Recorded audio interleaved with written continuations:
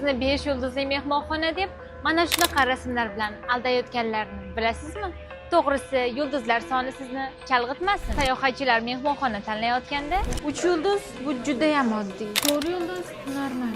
5 yulduz ideal. lekin men tur operator sifatida ayta olamanki, bu juda ham katta xato. Keling bu masalani real hayotda ko'rib chiqamiz.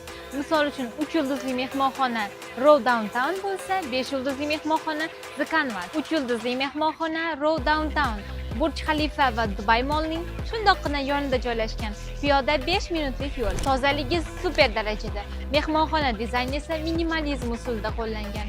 Mijozlardan doimo ijobiy izohlar eshitganmiz. Mehmonxona o'rtacha va narxini to'liq qoplaydi. The Canvas 5 yulduzli nom bilan uzoq, eskirgan, servisi juda ham past, izohlar esa juda ham yomon. Bu mehmonxona haqida ko'pchilik turistlarimiz shunday deyishadi. Tozalikka umuman e'tibor bermaydi. Servis juda past.